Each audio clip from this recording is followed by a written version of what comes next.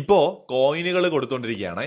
കോയിന് കൊടുത്തോണ്ടിരിക്കുന്നതിനിടയിൽ നമ്മുടെ അനീഷിന് നമ്മുടെ ഷാനവാസും ആദിലയും കോയിൻ കൊടുത്തില്ല. നൂറ കൊടുത്തു, അനുമോളൊക്കെ കൊടുത്തു. എല്ലാം കൂടെ 8 കോയിൻ അനീഷിന് കിട്ടി. അടുത്ത് ഷാനവാസ് വന്ന സമയത്ത് അനീഷ് കോയിൻ കൊടുത്തു. എന്നിട്ട് അനീഷിന്റെ ഒരു പ്രസംഗമൊക്കെ ഉണ്ട്.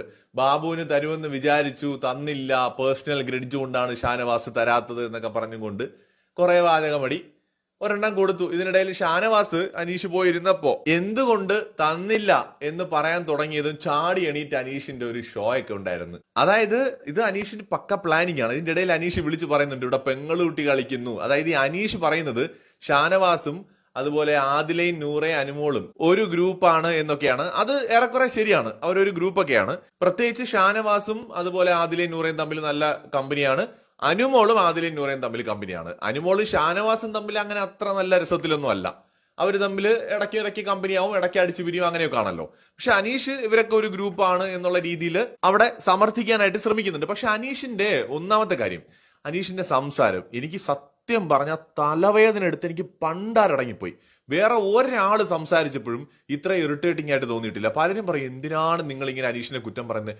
എടോ, എനിക്ക് ഫീൽ ചെയ്യുന്ന കാര്യമാണ് ഞാൻ പറയുന്നത്. അനീഷ് ഇനി എന്തൊക്കെയാണെന്ന് പറഞ്ഞാലും ഞാൻ ഈ സാധനം ലൈവിൽ കണ്ടോണ്ടിരിക്കുമ്പോൾ എനിക്ക് തോന്നുന്ന കാര്യമാണ് ഞാൻ പറയുന്നത്. ഒരു പ്രേക്ഷകൻ എന്നുള്ള രീതിയിൽ ഞാൻ എനിക്ക് തലവേദന വന്നു സത്യം പറയാലോ. അമ്മാതിരി മൈ ഗോഡ്, എനിക്കത് എങ്ങനെ എക്സ്പ്രസ് ചെയ്യണമെന്ന് അറിഞ്ഞുകൂടാ. അമ്മാതിരി വെറുപ്പിക്കലെന്ന് പറഞ്ഞു കഴിഞ്ഞാൽ എന്റെ പൊന്നെ, ഇനി അനീഷ് പറയുന്നതിനകത്ത് എന്തെങ്കിലും ന്യായം ഉണ്ടെങ്കിൽ പോലും നമുക്ക് സഹിക്കാൻ പറ്റൂല.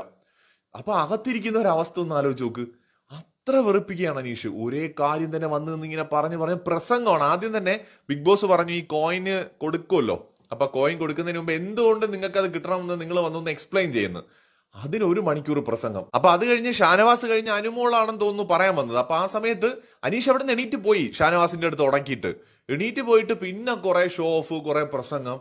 അൺസൈക്കബിൾ ആണ്. എല്ലാവർക്കും അറിയാം അനീഷിന് ഷാനവാസിന്റെ അടുത്തോ ഷാനവാസിന് അനീഷിന്റെ അടുത്തോ ആത്മാർത്ഥമായിട്ടുള്ള ഒരു മാങ്ങാത്തൊലിയും ഇല്ല, ഒരു സൗഹൃദവും ഇല്ല. അഭിനയമാണ്. രണ്ടുപേരും മികച്ച രീതിയിൽ അങ്ങോട്ടും ഇങ്ങോട്ടും ഫ്രണ്ട്ഷിപ്പ് അഭിനയിക്കുകയാണ് ഷാനവാസും അനീഷും. പിന്നെ എന്തിനാണ് ഈ പ്രഹസനം എന്നാണ് എനിക്ക് മനസ്സിലാവാത്തത്.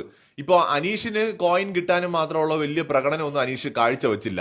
നിഷ്പക്ഷമായിട്ട് ഈ പരിപാടി കണ്ടുകൊണ്ടിരിക്കുന്ന എല്ലാവർക്കും അറിയാം നെവിൻ, അനീഷ് ഇവരൊക്കെ ആയിരുന്നു, അതുപോലെ അക്ബർ ഇവരൊക്കെ ആയിരുന്നു കുറച്ച് വീക്ക്, അതുപോലെ അതിലൊക്കെ വീക്കായിരുന്നു. അനീഷിന് ആക്ച്വലി 8 കോയിൻ കിട്ടി എന്ന് പറഞ്ഞു കഴിഞ്ഞാൽ അത് ലോട്ടറിയാണ് സത്യം പറഞ്ഞ. ഷാനവാസ് ആദിലേയും തന്നില്ല എന്ന് പറയേണ്ട ഒരു കാര്യം അവിടെ ഇല്ല. ഒന്നാമത് ഇന്ന് രാവിലെയും കൂടെ വഴക്കിട്ടതാണ്. അപ്പൊ പിന്നെ അവിടെ ഷാനവാസ് കൊടുക്കുമെന്ന് പറയാൻ പറ്റുമോ? എങ്ങനെയാണ് കൊടുക്കുമെന്ന് പ്രതീക്ഷിക്കുന്നത്? വെറും കണ്ടന്റിന് വേണ്ടിയിട്ടുള്ള കുറെ പ്രകടനമായിട്ടാണ് എനിക്ക് തോന്നിയത്. കൂടുതൽ അപ്ഡേറ്റ്സുമായി വീണ്ടും വരാം.